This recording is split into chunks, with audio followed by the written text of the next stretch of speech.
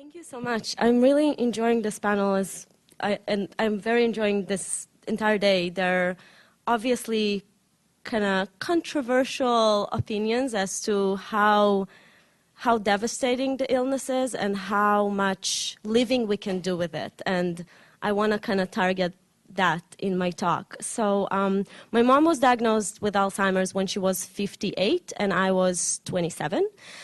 She was showing signs much earlier, about a decade earlier. And when the diagnosis was set, we needed actually to fight for it because it was very difficult to establish that it was Alzheimer's, because usually at an early age the diagnosis is with depression and other forms of mental wellness issues.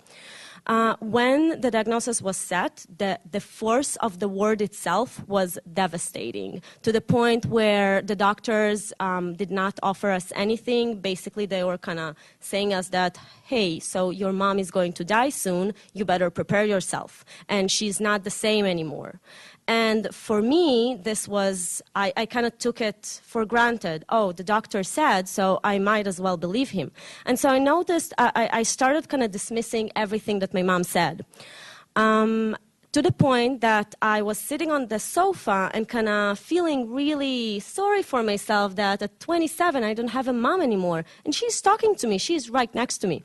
And then somehow I was able to extract myself from this picture and see the bigger picture and see that, hey, my mom is sitting next to me, talking to me. I might as well communicate with her. And so I started responding to her in a way that just improvising. Whatever she says, I would not say, oh, no, they're like, you're home.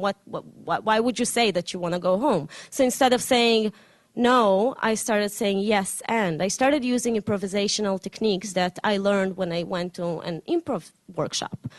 And I realized that I could also use my photography background, because I did a master's at Oxford on history of art and visual culture, and I studied history of photography and the cultural implications of photography and how we see it. And so I started showing her photographs, thinking, oh, photographs are triggers of memory. And then I realized that beyond being triggers of memory, photographs are triggers of imagination and storytelling. And all of a sudden, my mom was telling me stories that had nothing to do with my memories, which is not to say that my memories are the truth, but stories that were beautiful and interesting and inspiring.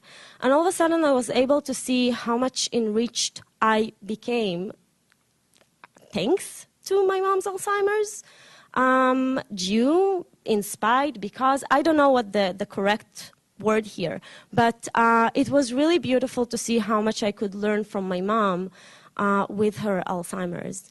And the other beautiful thing that happened was that my dad was devastated. He quit his work, and he became the full-time care partner, while I decided that I wanted to understand a little bit more what was happening to my mom and to us as a family.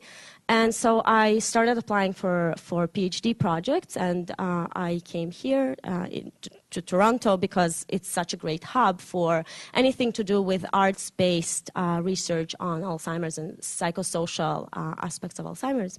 And so one thing that I noticed was that our family grew much closer together and truly was enriched by this experience. It was inspiring to see how many beautiful things came out of it. It is not to say that the situation is not extremely challenging. Just 2 weeks ago, I must mention, my parents are in Israel, and just 2 weeks ago, my mom stopped walking, and I had to fly back to Israel because my dad was devastated and had no idea how to deal with this new situation. So I flew for a week, and I came back, and now my brother is there. So we're having challenging experiences all the time, but this is not to say that we still can't have fun.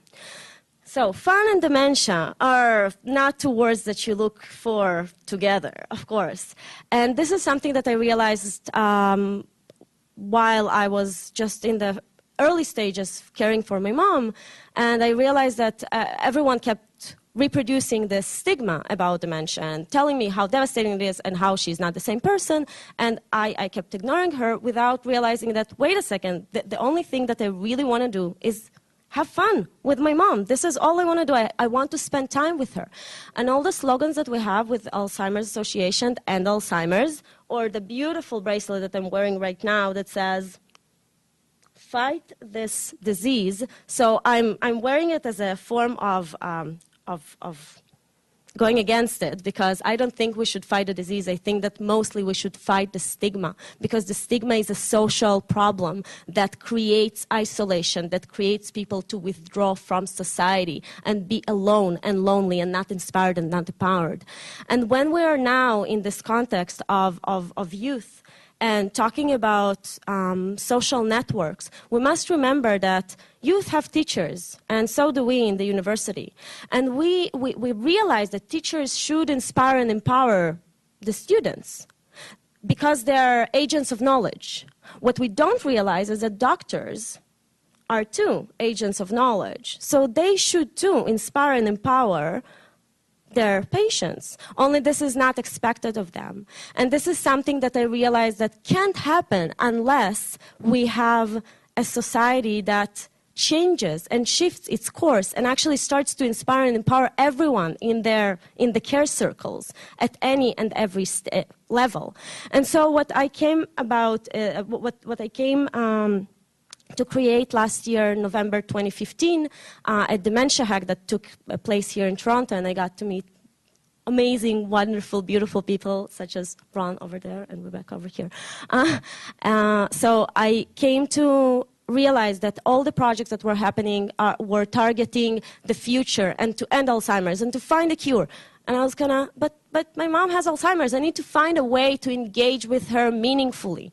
And so I want to create a platform that would allow me to do that, to find ways to engage meaningfully and connect with her in a fun ways. So Arts for Dementia is a startup. It's a social enterprise that I'm working on right now, and I'm fundraising for it right now. So if any of you knows any foundations or just money that can be handed to me to work on it, that would be great. But the point of Arts for Dementia is really to aggregate all the arts-based and fun methods and initiatives around the world, because the internet has such a huge power to actually transcend the geographical boundaries and all the boundaries that we have, because this is how we saw the world before the internet. But there are so many beautiful projects that are happening around the world, and they're not being easily to find, because it took me 30 hours straight, the whole hackathon, to find beautiful projects that were happening around the world that involve fun and just creativity to engage with people with dementia. So Arts for Dementia is supposed to aggregate these projects, these beautiful initiatives that are happening, that are happening around the world, and to call for action on behalf of the people who care for their loved ones, and for people who live with Alzheimer's and they're still in the early stages. So what we're looking to do is really to create fellowships for people to create initiatives that are based on arts and creativity in their local communities. So for instance, if you're coming from Glasgow in Scotland, and there is nothing happening there, or there is very little happening there, and there is only a support group for older adults rather than for younger adults like myself, I would like to create something that could fit me. So here, for instance, I'm creating a project that's called Laugh It Out. So this is for carers who want to laugh and who want to create stand-up sketches out of their life experiences and create and look at their life experiences, their challenging experiences, as raw materials for creativity. So one of these things, for instance, Keeper of the Clouds, we'll bring it tomorrow. It's a story that I wrote last year for my mom's 60th birthday. And luckily I met Evie Temple, who's sitting right over there. She's 18 already or 17? Okay, 17-year-old illustrator, super creative, who created a graphic memoir out of my story. So, and I encourage people to really see their experiences as raw materials that can be translated and can be shown to, and can empower those who care, those who found in the lowest situation in their life, or so they perceive themselves, such they can elevate themselves and see the light that is inside them, because there is light in each and every one of us, and we can really have fun with dementia. Thank you.